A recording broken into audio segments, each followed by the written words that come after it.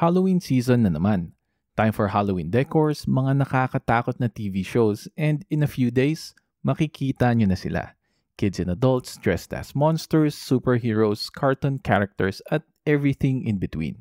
Tapos magbabahay-bahay or pupunta sa malls para manghingi ng candy at iba't iba pang Halloween treats. Ito na yung ultimate holiday para sa mga taong may sweet tooth. Piruin mo free pass to eat all the candy you want. Pero alam nyo ba na Halloween wasn't always about candy? In fact, wala talagang candy involved originally. So, paano naging ganito? Bakit may pumpkins? Bakit nagsosuot ng costumes? And more importantly, ano ba talaga ang sineselebrate kapag Halloween?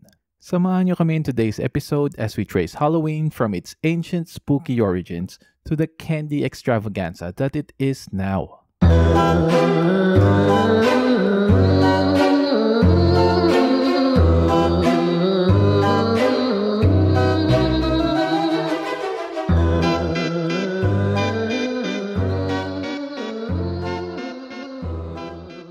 Bumalik tayo kung saan lahat nagsimula, about 2,000 years ago, to ancient Ireland, Scotland, and the Isle of Man.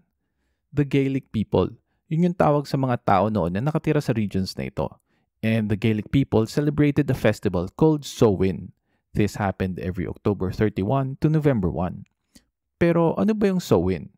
Samhain marked the end of the harvest season and the beginning of winter, what they called as the darker half of the year. But here's where it gets interesting. The Gaelic people believe that on the night of October 31, yung boundary between the living and the dead, it becomes super thin. Ibig sabihin, spirits, ghosts, and other supernatural creatures could cross over into our world. Scary ba? Yun din yung paniniwala nila. So, here's what they did about it. Una, nagsindi sila ng massive bonfires para i-ward off yung evil spirits and to honor the dead. Pangalawa, nagsuot sila ng costumes. Pero hindi ito yung mga colorful and elaborate costumes na nakasanayan natin ha. Usually yung costumes nila gawa lang sa animal skins and heads. Yung belief nila was either mag-disguise ka from harmful spirits or honor them. Either way, ang point nun para lubayan sila ng mga spirits na to. At pangatlo, nag-iwan sila ng pagkain sa labas ng mga bahay nila as offerings para sa mga spirits. Basically, ang Samhain was part harvest party and part survival strategy para lubayan sila ng mga multo. And that's where Halloween actually started, not with candy, not with flashy costumes, but with ancient Gaelic people trying to survive winter and not get cursed. So kung Samhain pala galing ang Halloween, bakit Halloween ang tawag natin? Fast forward a few hundred years, Christianity begins spreading across Europe including Ireland and Scotland. By the 8th century, inestablished ng Catholic Church ang November 1 as All Saints' Day, a day to honor Christian saints and martyrs. The night before November 1, it became known as All Hallows' Eve. Ang hallow ay Old English word na ang ibig sabihin ay saint or holy. Through the years, yung pangalan na All Hallows' Eve ay nag-evolve at naging Halloween. So, ito yung nangyari. Over time, yung Samhain at All Hallows' Eve, they began to blend together. The bonfires, the costumes, the honoring of the dead, these traditions continued, but now within a Christian context. Pamilyar tayong lahat dun sa symbol ng Halloween na jack-o'-lantern, yung mga pumpkins na inuukitan ng mga nakakatakot na mukha, di ba? Pero itong isang nakakatuwang trivia. Alam nyo ba na originally yung jack-o'-lantern ay hindi gawa sa pumpkin, kundi gawa sa singkamas? Itong tradition na ito ay nanggaling sa isang Irish folklore. Merong character in Irish legends na ang pangalan ay Stingy Jack. Ngayon, according to those stories, he was cursed to wander the earth forever with only a carved-out turnip and a glowing ember inside to light its way. So, ang ginawa ng mga tao, they began calling this wandering spirit Jack of the Lantern, which over time became Jack-o'-lantern.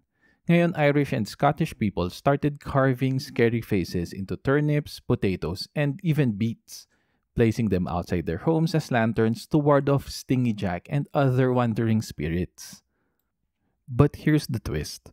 When Irish immigrants came to America in the 1800s, they discovered pumpkins. At ang mga pumpkin ay mas malalaki at mas madaling ukitan kaysa sa turnips. Therefore, the perfect jack-o'-lanterns. At dahil dito, the pumpkin became the face of Halloween. So, napag-usapan natin yung costumes, napag-usapan na rin natin yung jack-o'-lanterns. Pero paano naging candy festival ang Halloween? This tradition actually comes from two old practices. Yung unang practice, ang tawag nila ay souling. During the Middle Ages in Europe, people, especially children, would go door to door on All Souls Day. Mag-offer sila to pray for the dead in exchange for small cakes called soul cakes. At yung second practice was called guising. In Scotland and Ireland, kids would dress up in costumes and go door to door to perform songs, poems, or jokes in exchange for fruit, nuts, or coins. Tapos, Irish and Scottish immigrants brought these traditions to North America in the late 1800s. Pero noong 1920s to 1930s, Halloween pranking spiraled out of control. Smashed windows, slashed tires, destroyed properties, real vandalism, and it was made worse by the Great Depression.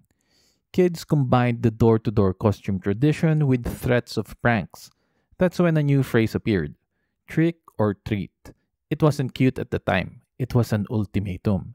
Give me candy or I'll vandalize your house. Naging isang malaking problema para sa communities ang trick or treating during Halloween. So ang ginawa nila ay inorganize nila ito through schools and churches, making it structured and wholesome. But then World War II hit. Nagkaroon ng sugar rationing and that meant no candy. So trick or treating paused.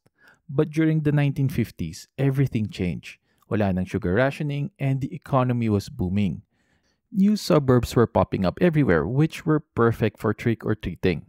And candy companies capitalized on the opportunity. And within years, trick or treating exploded nationwide. The trick part lost its edge. It became the family-friendly, candy-fueled celebration that we know today. Fast forward to now, Halloween is a major commercial holiday. Americans alone spend billions of dollars annually on costumes, decorations, and candy. At thanks to movies, TV, and pop culture, Halloween spread globally. Kahit dito sa Pilipinas, kung saan nagsiselebrate tayo ng Undas, makikita mo Halloween parties, mall trick-or-treating, and Halloween decorations everywhere.